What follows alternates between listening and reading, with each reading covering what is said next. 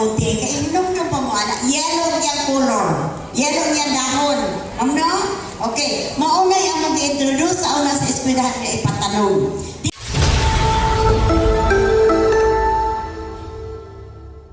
Dili lang sa eskwelahan, hindi ipatipod sa mga kilig-kilig ganyan sa kalsada. O ang balay sa una, mo encourage na magtanong pwede atong Imelda Camote. Wala ko kahipalumang na mo ng July kay iyang birthday. O July 2 man na si former First Lady Imelda Marcos. Pero ako pong naunaan, di ba first month of school year, June. Di ba? O June. Pagka July, mag-establish ng mga bata, pwede na sila matuluan kung saan magpananom o kung saan pa luto sa mga nutritious food. No? Sa anong panahon, murag wala ka kakaulat ka kailangan ng jabi.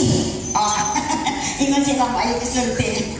Wala ka kailangan sa anong panahon. Siguro kung estudyante na ko diri, kadaganan ako estudyante diri, nahiwa ng lula, nakauwa na ako sa senior citizen. Karon, murag wala kahit nakatilawan na. Ako gani ang tudron, ikaw na belum order. Kaya dili yun ko, tigsunod niya na, no? Now, ang idungag na lang nako itong istorya po ni ma'am, katubitaw ingon nato nga, katong tawag nato malnourished. Murag dili na kayo ginagamit karon sa tuwa. Nagtudlo pa ko, murag wala na namang ginagamit ka, ma-discriminate daw ang bata. Ang tawag niya na is waitlisted, no? Waitlisted. Wait mga yung katimbang. Waitlist. Okay, we have severe also, tapos na overweight, obese, ana. Pero murag giwala na itong malnourished. I don't know kung makapaghihapon doon, ma'am, no? Because I retired 2014. Murag dili na kayo ko updated kung unsa karon sa eskwelahan. Now, ang ako lang ikuan sa inyo ha, idungag sa mga istorya ni ma'am or idoble ba na ako sa iyang sulti nga kinahanglan magluto ta sa mga inato. Unsa may atong inato ng luto? Pero I wonder kung ang mga bata karon mukaon pa ba sa atong inato nga luto. No? Ano no? Okay naman siguro ma'am kung sabaw ron. Oh, dili ko sila. Kung di na ito pupuntangan kung saan ka na mga yung mga seasoning, wala naman po yung lami. No? Ang atong dila ang atong iwana na. Nakondisyon atong dila sa lami. So, bahala na lang, basta kaya kita sa atong palibot, natay isa ka puno ang kamunggay. Kung makaato lang mo sa among balay, may paghapog, no? Example lang nako na ako'y almost tanan-tanan na gulay. Kaya gamay na mo kaya ng among lutin. 200 regular square meters. Kanya kung na ako'y makita na tanong ba, wala na space, pwede man tamo containerize. Mamay? Okay. Naaman tayo mga botilya, no? Kanang mga sa mga coke, gani, o mga soft drinks na plastic. Pwede na to na atong imuon. Pwede to, dili naman kinang demo kay kabalo naman mo na may mga DIY sa atong Facebook, no? Okay, masunod lang na ito. Kaya mingon mo, wala mo kung space. Kakita ko din sa atong ubangan sa old nato nga health center. Nakakita mo ni tanglad, luya o sibuyas. Sa italong na ako sa kanang ligid.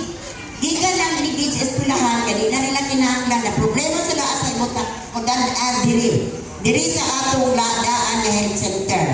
Nganong nagtanong na ako na diha, nganong nagtanong ako para makita sa lumalabay na pwede di ang ligid tamnan o gulay. Dili na ingon nga para atong konsumo. Kundi gimodel na ako na nga, uy, pwede ba na matamnan o tanglad ang kuano ang ligid? Ha? Muna nga naakaroon nakita ninyo di artist na ang tanako, pero na ko ayaw isa. Kaya naapatay mga activities, at least makita sa mga ginikanan, especially ang mga mama, kung unsa na ikagamitan sa mga biya na dito magamit.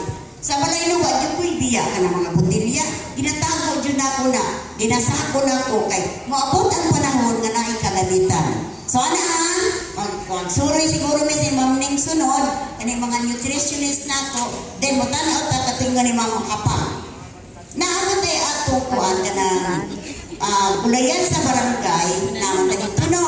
Kunya sa dili po sa eskwelahan, amon pong emphasize sa purpose nga naapod sila space dito. Kay para makita sa mga kadaghanan nga unsa day ka importante sa mga gulay. So mata to, tudluan ang mga bata sa pagkaon sa atong niluto sa atong kusina. Okay? Ato naman itong naisugutan. Now, isa lang po na ako nga gusto nito tanako makita sa atong panimalay. Mutanong nito taong limonsito. Okay. Gusto na ako makita sa isa ka balay. Kada balay na ay isa ka punuan sa limonsito. Nga naman, limonsito is a source of vitamin C. Naghangay kagamitan mo kaunta ginamos mo tanong limonsito. Kaunta kuya limonsito. So I will encourage, I am encouraging everyone. Kita na mananong og limonsito. No, kung gusto mo nga, ma'am, wala man may limonsito sa Sibilya. Maka-request ko sa akong anak, kailangan niya sa City Agri. Pwede na, atong gamiton si Kagawan Armando Koy, sa agriculture man na siya. Pwede na siya nga mo-request sa nursery. Walang problema. Wala ingon nga. Wala man may ana. Wala man may ana. Kung ato lang yung gusto mo. No? At ninyo, ato na lang po na yung mga hospital. Actually, teaching is not my ambition yun. Hindi ko na gusto ang kanang teaching. Ang ato ng gusto sa una, agriculture. Para si Ma'am Ning, agriculture na o galing na kay anak, pa-eskwela na ko, maestra, dili po siya gusto nga, dili po ko maestra. So na maestra ko. Pero ako na lang kong gibawi-bawi.